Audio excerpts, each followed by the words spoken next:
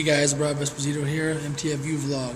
Been a little while since my last vlog. No excuses, what can I say? Today I want to talk about a simple concept that's been daunting us for the longest time.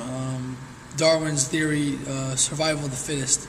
I'm not saying I'm a believer or a disbeliever, I'm just using the terminology for today's topic. The way I look at survival of the fittest. Being unfit in a world that's changing every day is going to be pretty challenging for most people. I've watched the Book of Eli many times because it's always on HBO, and I always tend to stop the channel, surf it, and watch it. And that just reminds me of what could be in the future. So you never know. If shit hits the fan, man. The world ends, and you're one of the ones who's left over. You mean to tell me that you're going to be able to survive being a fat, lazy slob, and not being fit at all, and relying on cars and all this other stuff that we have right now as luxuries? Or would you be able to, put a backpack on and walk, halfway across the country if you needed to, and fight for your life? So that's what I think about when I think about survival of the fittest. I think about the people who, use these luxuries and get so accustomed to these luxuries that they think that they're always going to be there, and you never know. It may not be. Professionally, if you're a hard worker and you work out hard and you have certain things that you really are passionate about and you put your all out onto, people are going to see that, and they're going to see that facade that you're putting on, and they're going to like it and they're going to respect it. If you're one of them tire kicking type people who say they're going to do one thing, I'm on this diet this week and this diet this week, and I had a tough workout last week, but it's been 3 years.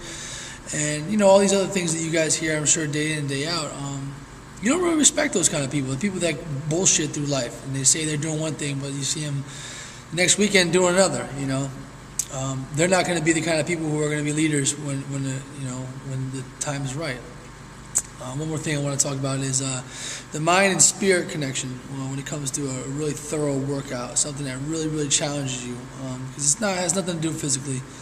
All this shit we do, all the crazy stuff that we do, and I've seen other people do, it doesn't come down to what you're capable of physically. It's what you're capable of pushing yourself to mentally. We see a lot of this in our workouts, and a lot of people either fold, and we don't see them ever again, or they may have a bad day, but the majority of the days are good days because they know that tomorrow's another day, and they can push themselves a little bit harder.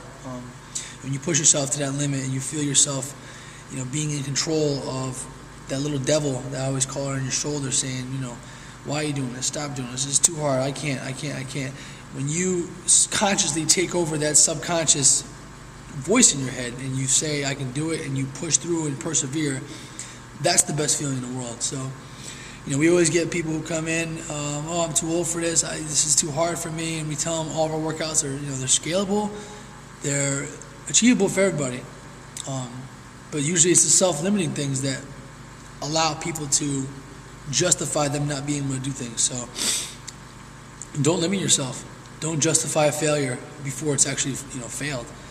I think that's the thing that most aggravates me to the fullest, and I myself I'm guilty of that as well. I have my days where my mind's like saying one thing, and I gotta fight through that, and I gotta try my best to fight through that.